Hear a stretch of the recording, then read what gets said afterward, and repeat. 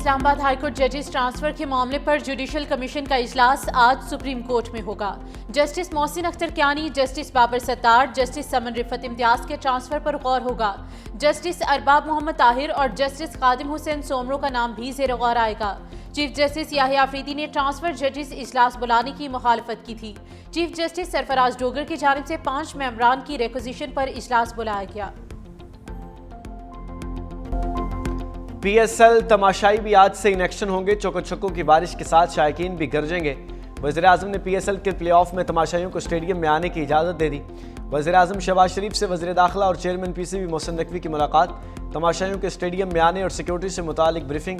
وزیر داخلہ نے ایکس پر لکھا، وزیراعظم سے ملاقات میں تینوں پلے آف میچز میں عوام کی شرکت کے لیے منظوری حاصل کی ہے۔ اب پلے آف کے مقابلے مزید دلچسپ ہوں گے۔ تماشائیوں کے لیے اسٹیڈیم میں ایک شرط کفایت شعاری رکھی گئی ہے، گزارش ہے پبلک ٹرانسپورٹ کا استعمال کریں اور ایندھن کو کم استعمال کریں۔ محسن نقوی کا پلے آف میں کوالیفائی کرنے والی ٹیمز کے لیے نئی خواہشات کا اظہار۔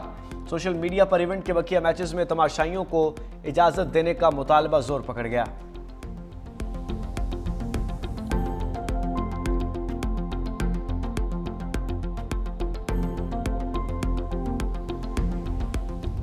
ایران نے امریکہ کی تجاویز پر غور شروع کر دیا۔ وائٹ ہاؤس میں اہم بیٹھک، جنگ بندی مذاکرات میں تعطل کے خاتمے کی ایرانی تجاویز پر غور۔ ترجمان وائٹ ہاؤس کیرولین لیوٹ کہتی ہیں، صدر ٹرمپ نے قومی سلامتی ٹیم کے ساتھ ایرانی تجاویز پر ملاقات کی۔ ایران نے آبِ ہرمز کو دوبارہ کھولنے اور جوہری معاملے پر بات چیت کو فی الحال مؤخر کرنے کی تجویز پیش کی۔ صدر یا ان کی قومی سلامتی کی ٹیم ملاقات پر مزید تبصرہ نہیں کر سکتی۔ صرف اتنا ہی بتا سکتی ہوں کہ ایران پر صدر ٹرمپ کی ریڈ لائن واضح ہے، اس حد تک نہیں جانا چاہتے کہ امریکہ ایرانی تجاویز پر باقاعدہ غور کر رہا ہے۔ مزید کہا، صدر ٹرمپ پر تیسری بار قاتلانہ حملہ ہوا۔ واقعہ اس وقت ہوا جب وہ تقریب میں شریک تھے۔ امریکی تاریخ میں کسی بھی صدر کو اس طرح کی صورتحال کا سامنا نہیں کرنا پڑا۔ سیاسی اختلافات کو ہمیشہ پرامن طریقے سے حل کرنا چاہتے ہیں۔ جمہوریت میں تشدد کی کوئی گنجائش نہیں۔ صدر ٹرمپ دوبارہ شیڈول عشائیہ میں شرکت کریں گے۔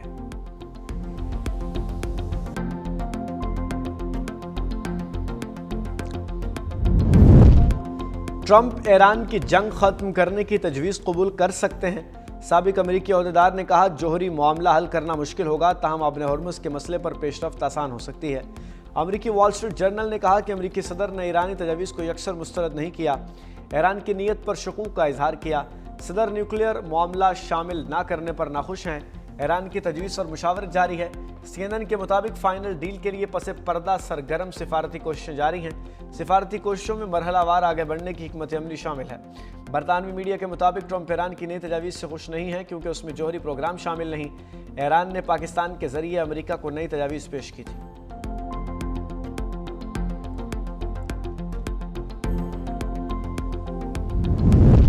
ٹرمپ مذاکرات کی درخواست کر رہے ہیں۔ ایرانی وزیر خارجہ عباس سراغچی کا دعویٰ، کہا امریکہ اپنے مقاصد حاصل کرنے میں ناکام رہا۔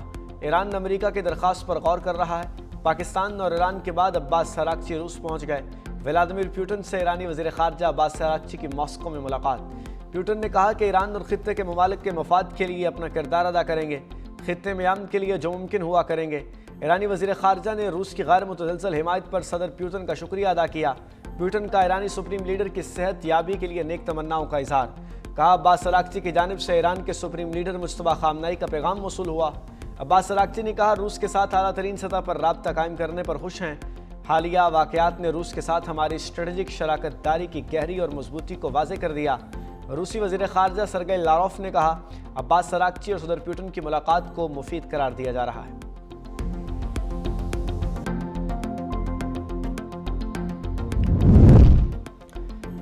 آبِ ہرمز کی بندش پر اقوام متحدہ میں ہنگامی اجلاس۔ U N secretary general Antonio Guterres نے عالمی گزرگاہ کو فوری کھولنے کا مطالبہ کر دیا۔ کہا، کوئی ٹول ٹیکس نہیں، تجارت بحال ہونے دی جائے، عالمی معیشت کو سانس لینے دیں۔ بحران کے باعث مہنگائی میں اضافہ ہو رہا ہے۔ پاکستان نے بین الاقوامی امن ترقی پذیر ممالک کے لیے سنگین خطرہ قرار دے دی۔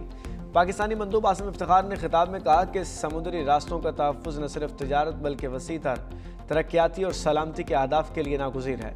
آبِ ہرمز کی بندش سے آئل گیس کی ترسیل کا مسئلہ ہے۔ عالمی حالات سے ترقی پذیر ممالک متاثر ہوں گے۔ پاکستان، چین، سعودی عرب، ترکیہ، مصر جیسے برادر ملکوں کے ساتھ رابطے میں ہیں۔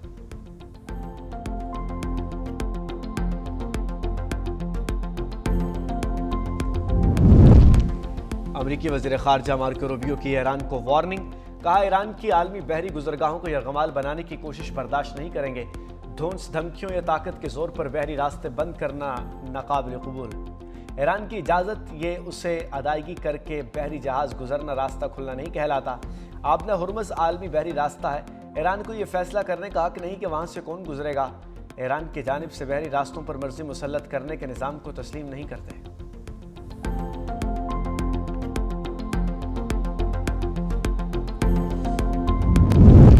امریکی بحریہ نے ایرانی پرچم بردار آئل ٹینکر روک لیا۔ سینٹ کام کا کہنا ہے کہ کارروائی اس وقت کی ہے جب ٹینکر نے ایرانی بندرگاہ کی جانب سفر کرنے کی کوشش کی۔ ایمٹی سٹریم خام تیل بردار جہاز ایرانی پرچم کے تحت چل رہا تھا۔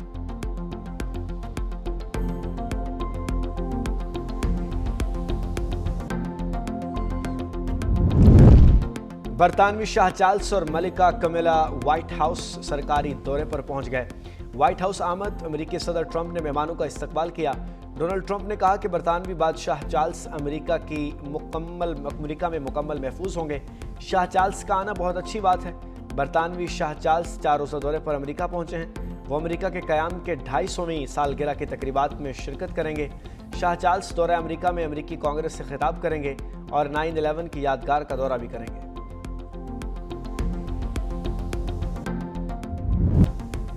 صدر آصف علی زرداری کا دورہ چین، صبح ہینان میں چیئرمین ماؤ زے تونگ کے آبائی شہر شاوشان آمد۔ اسٹیچو اسکوائر پر صدر مملکت کا استقبال کیا گیا۔ پیپلز کانگریس کے سینئر پارٹی رہنما لی جونگ نے استقبال کیا۔ صدر زرداری نے چیئرمین ماؤ زے تونگ کے مجسمے پر پھولوں کی چادر چڑھائی۔ صدر زرداری کا چین کے انقلابی رہنما کو خراج عقیدت۔ صدر زرداری کو چیئرمین ماؤ زے تونگ کی زندگی اور جدوجہد سے متعلق آگاہ کیا گیا۔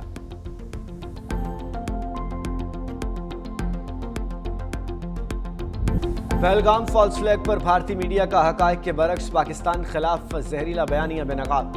پہلگام فالس فلیگ آپریشن پر گودی میڈیا نے مضحکہ خیز اور گمراہ کن پروپیگنڈا کیا۔ پاگل بھارتی میڈیا نے پاکستان کے خلاف بدلہ لینے اور حملہ کرنے کے لیے اشتعال انگیزی پھیلائی۔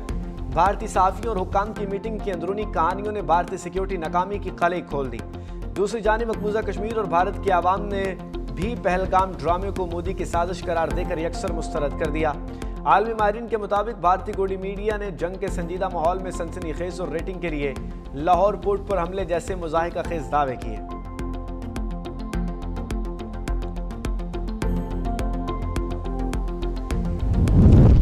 صومالی قزاقوں کے ہاتھوں یرغمال پاکستانیوں کے اہل خانہ اذیت سے دوچار۔ کراچی سے تعلق رکھنے والے امین شمس بھی قزاقوں کے ہتھے چڑھ گئے۔ اہلیہ کہتی ہیں کبھی سوچا نہ گمان میں تھا کہ قزاقی کے واقعے نے رونگٹے کھڑے کر دیے۔ بحری جہاز اغوا ہونے اور یرغمال ہونے پر امین شمس نے والد کو وائس نوٹ کیا اور واقعے سے آگاہ کیا۔ اغوا ہونے والے 11 پاکستانیوں میں 3 کا تعلق کراچی سے ہے۔ پنجاب اور سندھ میں بادلوں کی گھن گرج۔ لاہور سمیت پنجاب اور سندھ کے مختلف شہروں میں بادل برس پڑے۔ لاہور کے علاقے گلبرگ، کلمہ چوک، فیروز پور روڈ اور دیگر علاقوں میں موسلادھار بارش۔ بجلی کا نظام درہم برہم۔ جہانیہ میں بارش کے دوران دیوار گرنے سے 3 افراد زخمی۔ سندھ میں نوڈیرو، شہادات کوٹ، کنڈ کوت اور موہنجو داڑو میں تیز ہواؤں کے ساتھ موسلادھار بارش۔ سکھر میں بارش کے ساتھ ہی مواصلاتی نظام معطل۔ سیپکو کے متعدد فیڈر ٹرپ کر گئے۔ آئندہ 24 گھنٹے میں اسلام آباد سمیت پنجاب، خیبر پختونخوا، گلگت بلتستان اور کشمیر میں بارش متوقع ہے۔